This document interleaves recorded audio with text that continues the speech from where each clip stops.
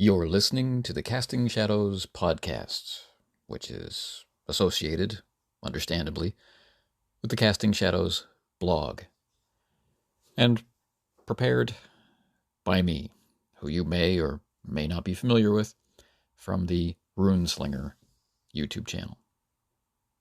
Now that we've gotten that out of the way, let's get to the episode.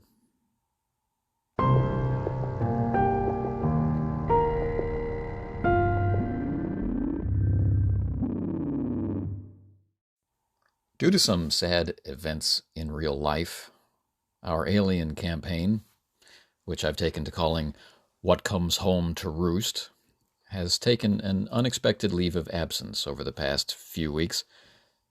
But really, it's been interfered with from several months before that by my schedule, which has been cast into a kind of disorder by deciding to buy a house, move to a new city, and all that goes along with that. Although we have played a few times since we moved, it's been hard to get time to write blog posts or record for the podcast. And I could do podcasts from the car.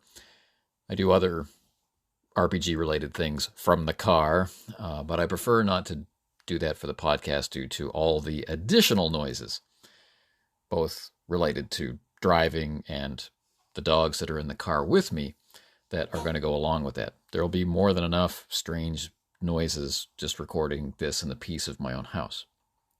So in the last post, I mentioned that I wanted to look at some elements of the Year Zero system as it has been adapted for Alien that I find make it useful for what I want to do with it ultimately and what we have been doing with it in play.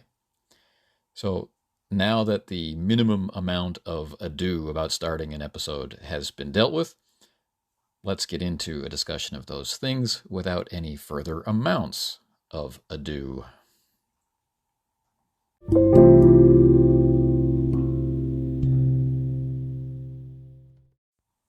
In the future, commentary tracks will have commentary tracks. If you're the sort who can listen to or watch actual play recordings, you may have noticed that those on my channel include a topical discussion of some kind at the start and the end of each session. At the start of sessions, there's usually talk about what is ahead and whatever preparation or clarification might be required for it, including things like recapping events or interaction about the motivations of the characters, the NPCs, that kind of thing, speculations about what has happened or what will happen, or declarations of what the characters will try to do. This includes things like handling character improvement or, from time to time, character replacement, and discussion of any relevant rules that might be appearing for the first time or that we've been discussing about in the week in between sessions. At the end of sessions, there's usually talk about what has just taken place, especially about our reactions to it while the feelings and memories are still fresh. And there's deeper discussion about our ongoing and evolving assessment of whatever game it is that we are learning.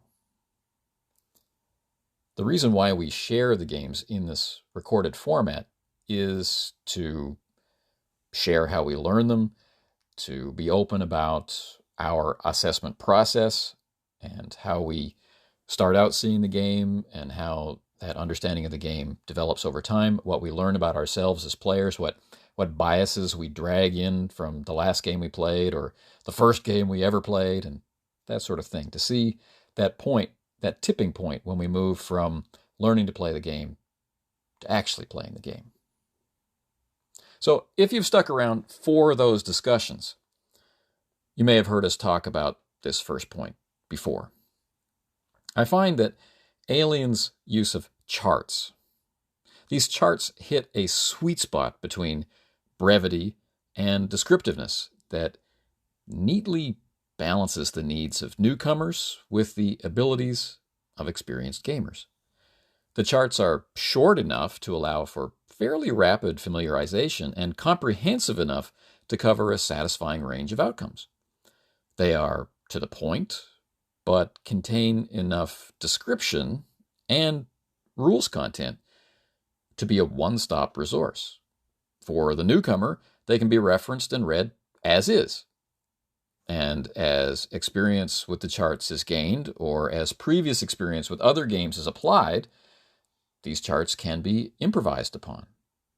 And this allows things like critical injury or panic results to be shared in natural, in-character dialogue, if appropriate, without the need to stop play on that level to communicate information from the system level. As experience grows, players who care to or choose to will stop needing to glance at the keywords in the charts to identify the results and find the associated system effect. They'll just know. This keeps play moving swiftly and enables players to keep their play tethered to the in-character experience. Perhaps, if they want, even to our beloved in-character as character experience. For example, play could be conducted with a player announcing that an incoming attack has left them broken. And broken is a system term that denotes that their character is currently out of the fight. And with the dice being consulted to see which critical injury will go along with that condition. The numbers on the dice could be read out, the chart could be scanned, and then the result could be read out in full. This is a solid way to learn the rules, the consequences of combat, and it's a great way to get used to the injury chart itself. However, play might also go differently. A player recognizing that the attack has taken the character to broken, and that player might either be an attentive GM or the person running the character in question, could then describe the character going down as a result. I'm hit! In Alien, there are no degrees of broken, so the exact number of points overflowing this broken threshold doesn't need to be described. It is crossing the threshold between not broken and broken that matters.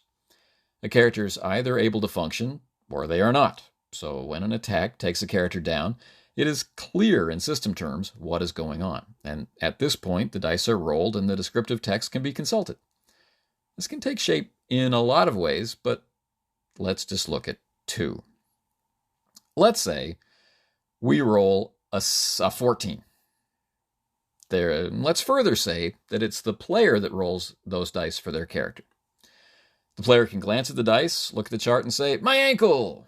as their character falls, because a roll of 14 on the chart is described as sprained ankle. And then a description of the game effect of a sprained ankle is provided. Now, of course, if you're improvising, you can take that as any kind of similar injury and apply the same effect to it. Okay? As everyone at the table can easily have that one-page chart in front of them, that is all that needs to be said about the type and effect of that injury, in system terms. How the characters feel about the injury, what is done to deal with that downed character, and how they interact with each other as the combat continues to play out, these can all be maintained without switching to a different level of discourse for play. It can all stay on the character level. Players are drawing inspiration and understanding from what they are saying to each other in character and from what they know about the system and what the chart quickly encapsulates for them. Alternately, let's say that 14 that we talked about before is rolled by the GM. That's how we like to do it in our campaign because it gives me the fun of rolling some dice and exercising my love of description. As a GM in Alien, there are fewer needs for me to roll dice, and it's fun with this crew to roll them. So we visually track injuries in our game and other conditions by virtue of a shared file that we can all see as we play. So as a character transitions from not broken to broken, I can see that without being told, and I can then roll the associated critical injury and put its description based on the chart's text and the events of play, so I'm improvising, into my description of the attack and how the environment is changing around the characters as a result of combat. If we were all playing in the same room, I could then slip the player a card with the injury specifics on it, or if we were close enough, they could just read my dice as I roll in the open. As we are playing via video conference, and as we are presenting our play as a learning aid, I have been stating the number that I roll so that viewers can follow along at home. In some of the early sessions, the actual description from the chart of the critical injury is placed on the screen at that moment. There's a sound that triggers that something's appearing on the screen, a little chime, and then as the character receives the critical injury, you, the viewer, can read what it is and follow along as those effects take hold or as that description is delivered. So for us as players who want to experience the in-character as character experience, this does weaken the effect, but it comes with good utility for those who are spending their time to watch the recordings, and for us as we watch them back later as a reference. So the trade-off provides our small community of players and viewers with a slightly more equitable return across the board. If there were no viewers, if the thing wasn't being recorded or any of those things, then I would have steadily moved play away from Gamespeak, as Alien really requires very little of that, and it maximizes the opportunities for IC AC play. But we'll get to that later. It takes more effort to hang on to your habits than to the edge of an airlock Ripley has just opened. The second point I'd like to raise is the minimal Gamespeak that the system requires. This point has been discussed in the recordings here and there, but not really as a focal point on its own. The typical litany of game discourse, with or without attending description, particularly in combat, includes a string of repeated phrases. And I'm going to give an example or a set of examples using the Gamespeak from Alien to demonstrate this point. But pretty much most games that we play involve something along these lines. So let's say we have a character named Rosa, and she says, "I'll use my fast action to take cover, and then I'll attack with my slow action." Then the GM says, "Okay, roll," and the Game Master rolls for the target's cover and gets one success. And then Bob, who's leaning in, very interested, he interrupts and says, "Don't forget, you get an additional die from the gun." And Rosa then rolls and says, "I roll 3 successes, so..." The Game Master has been mentally calculating, says, "Well, you hit, even though the target had cover of its own. What do you want to do with your remaining success?" Of course, Bob's going to interrupt again because he knows you only need 1 success to hit, and she rolled 3 because he wasn't really paying attention to the fact the Game Master was checking for cover. And the Game Master then has to answer Bob and says, "Yes, she only needed 1 to hit, but she only has 1 left over after overcoming the target's cover, so she's got 1 extra die, which she can spend for a stunt." And so Rose says, "I'll use my extra success to buy the stunt, pin down opponent."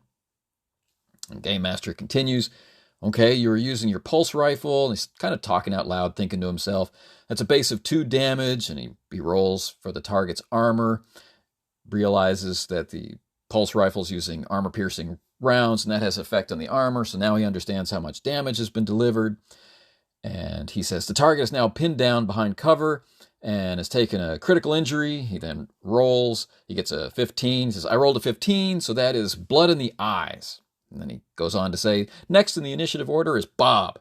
Bob says, "Okay, my turn." And they all play on. It may not happen as quickly as someone reading about what they said, but when we strip it down, what we have is a lot of exchanges of game speak. I attack. Okay, roll to attack. I hit. Okay, roll for your damage. Or in this case, in Alien, we don't have to roll for damage, but we can choose to augment the damage. We can use any extra successes to provide additional damage or to hit alternate targets or things like that.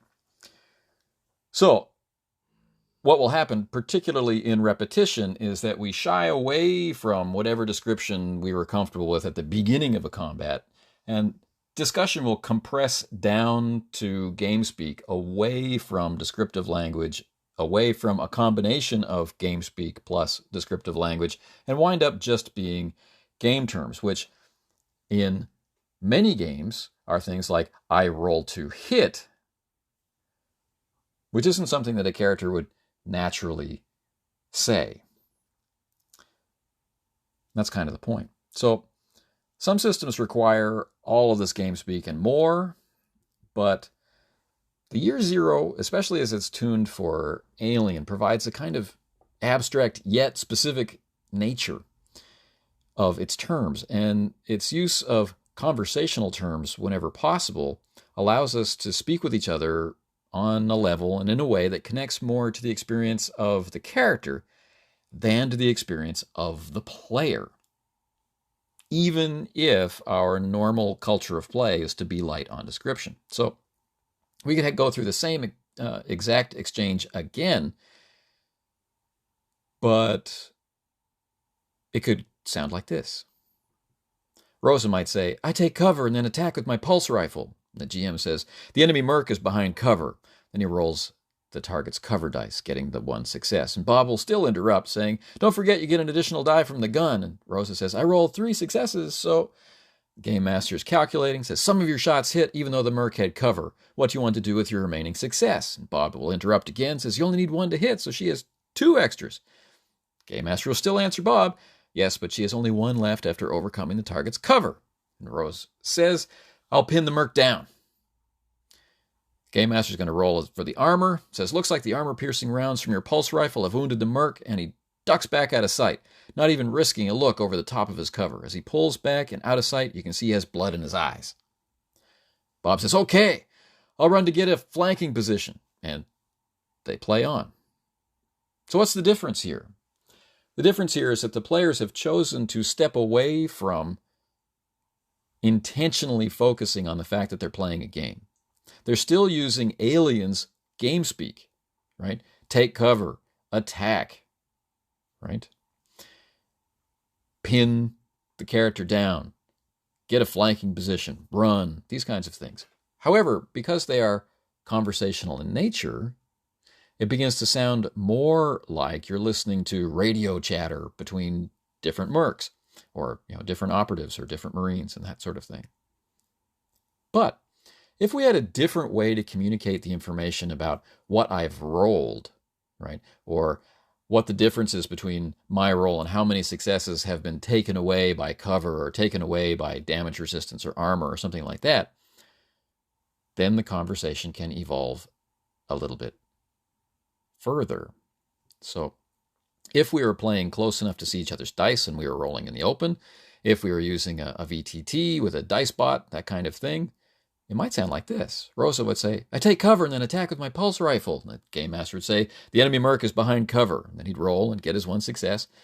Well, Bob now no longer needs to interrupt unless an actual error was made, if someone used or rolled the wrong number of dice, because he can see them. And then Rosa does the rolling, and she doesn't need to state her result because everyone can see it. So the Game Master also doesn't need to state what he rolled, and doesn't need to verbally process any of the results because they're visible on the screen, but they might still need to invite the player to define their stunt, which in this case was pinning the opponent down.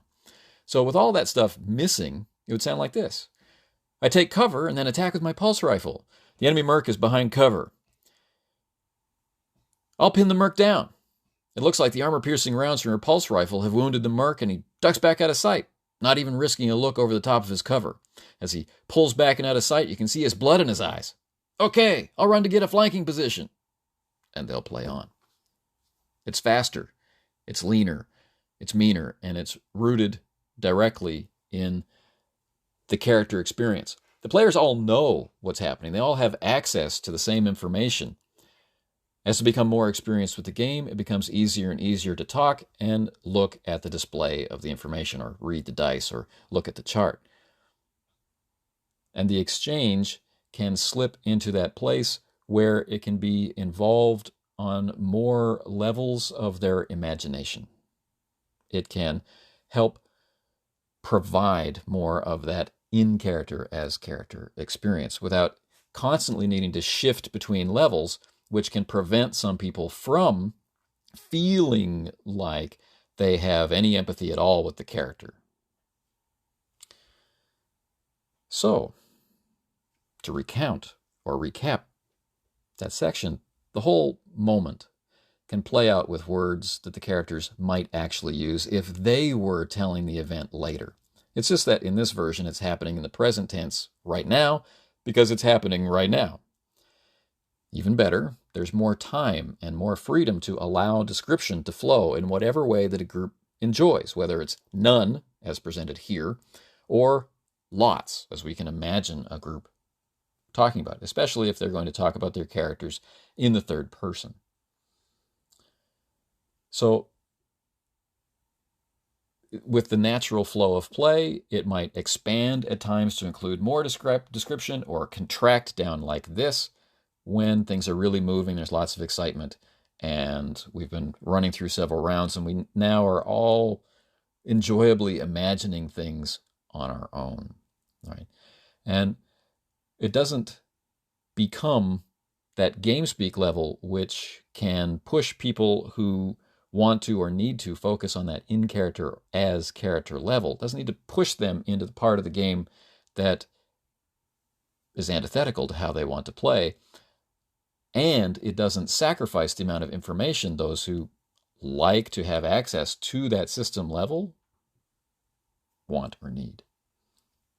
So it harmonizes these two, not competing, but these two different vectors into play.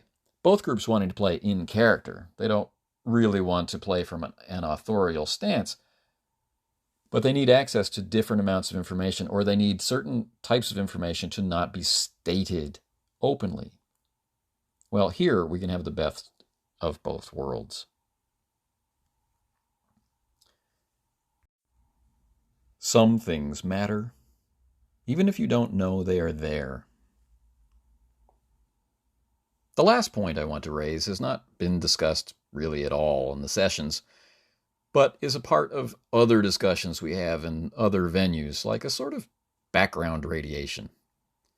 That point is that Year Zero in its alien rubber suit allows for actions to have serious consequences, as well as some particularly deadly surprises, without insisting on making all instances of ambush or combat turn into an inevitable character generation session. It's possible to have a character be legitimately and brutally taken out of a battle, yet later find a way to drag their mauled carcass into future battles in the war. Injuries and conditions set up interactions between characters, they set up whole lines of decision, and they inform the roleplay of not just what the character does, but what they can do in the moment and in their future. For example, in our campaign, we have seen one character's life snuffed out in a second, their skeleton shattered under the crushing force of a single sudden attack, while another has been riddled with bullets and other weaponry time and again, only to survive by the grace of luck and timely medical care again and again. That latter character is now scarred in every conceivable location and has even lost a limb, but still he fights on. The former character survives only in our memory. The mechanisms for combat and injury in the system are abstract, and they're simple enough to be handled with speed and confidence in play.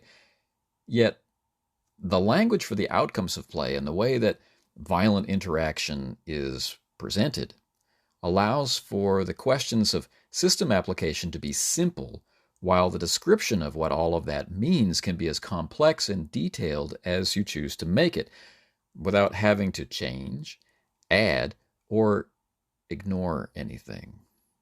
Better yet, it is written in such a way as to guide players who don't know how to be more descriptive into a position where they can feel more confident about being more descriptive and sort of set up a positive feedback loop. Or even experienced players who haven't really played with the idea of being more descriptive can get a very strong hint from this game, not only to do it, but how to do it.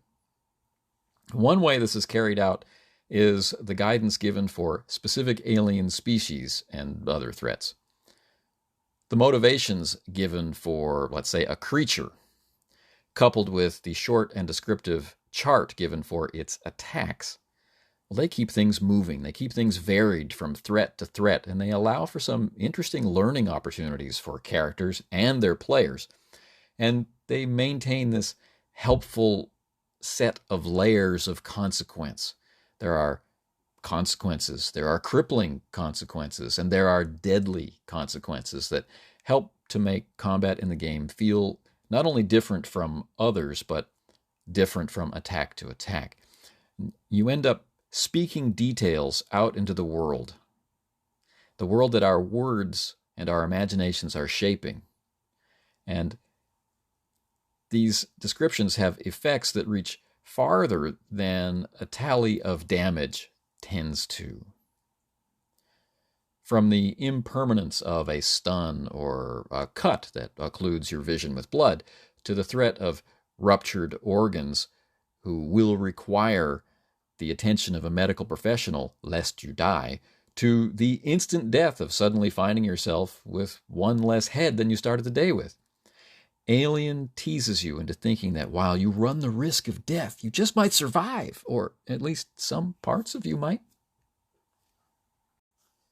In space, it seems like conclusions take forever to reach, so hypersleep is the ultimate blog survival tool? Alien carries its own drive, and it does not want to be bullied into being something it isn't. You can run the horror from a distant perspective and laugh at what terrible things happen to the characters, and you'll still be playing Alien. You can run it really up close and personal from the perspective of being there, down in the mud and the blood and the acid. You can set the tone of how you approach what happens. But Alien is, interestingly, very clear on what happens.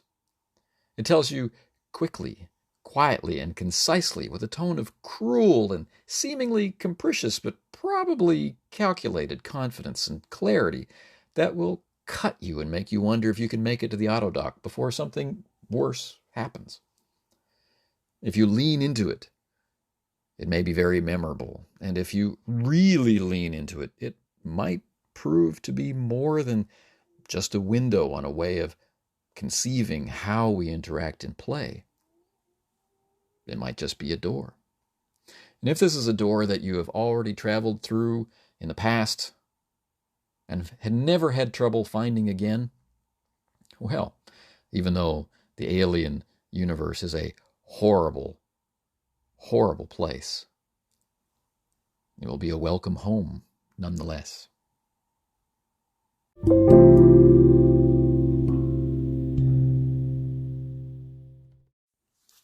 Well, if you've listened to this episode, or heaven forbid if you've listened to this entire series, thank you very much for doing so. As usual, as this is primarily an Anchor podcast, if you'd like to communicate with me about the concepts provided in the series or in other blog posts for the podcast, please don't hesitate to leave a voice message or to contact me in some other way that's provided in the show notes.